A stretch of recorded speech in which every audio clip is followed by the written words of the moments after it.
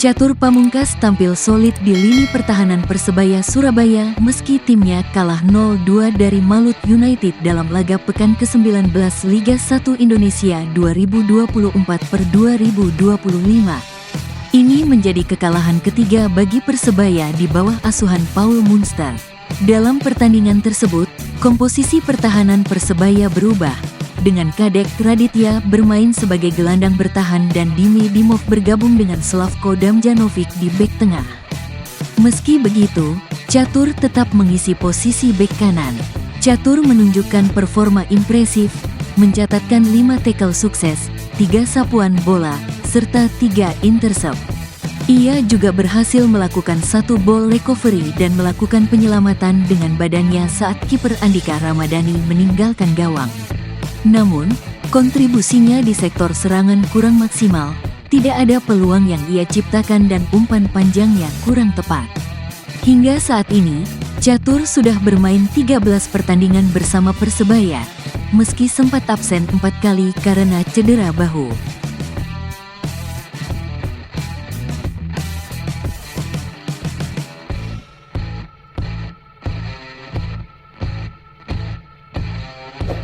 Persebaya Surabaya kembali menelan kekalahan ketiga berturut-turut di Liga 1 Indonesia 2024/2025 setelah takluk 0-2 dari Malut United.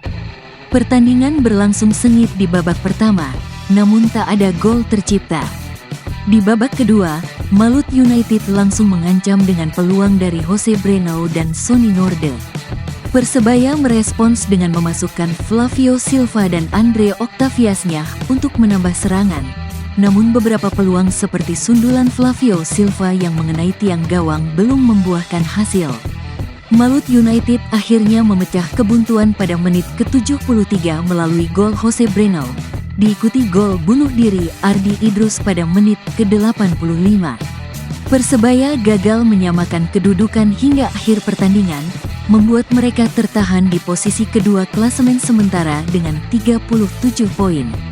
Kekalahan ini juga menjadi yang pertama di kandang bagi Persebaya musim ini, memicu kekecewaan besar di kalangan bonek yang menuntut evaluasi terhadap pelatih Paul Munster.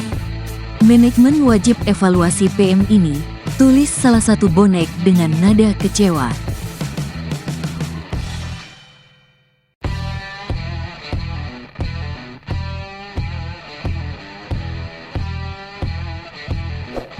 Persebaya Surabaya menelan kekalahan kandang pertama musim ini setelah takluk 0-2 dari Malut United di Gelora Bung Tomo. Gol Jose Breno dan gol bunuh diri Ardi Idrus di babak kedua membuat Green Force gagal meraih 3 poin.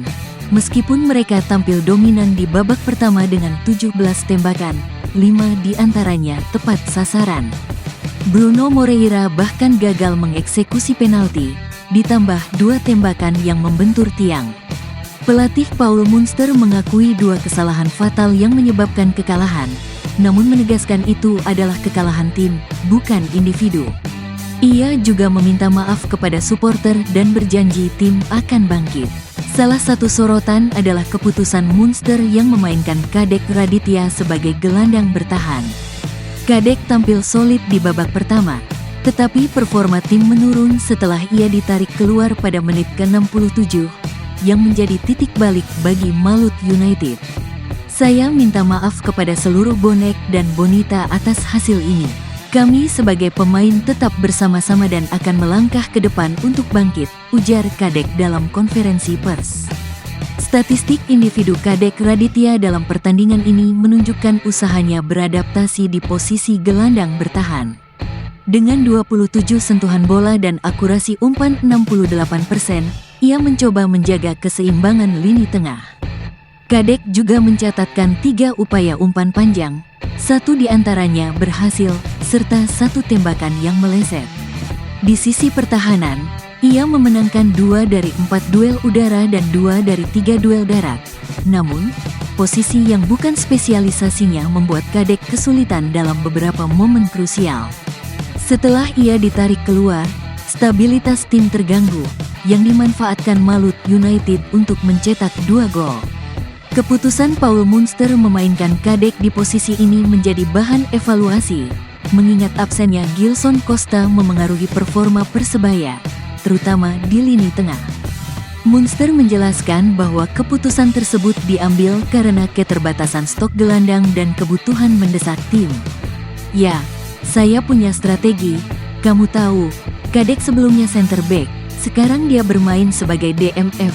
DMF butuh mobilitas yang tinggi," kata Munster.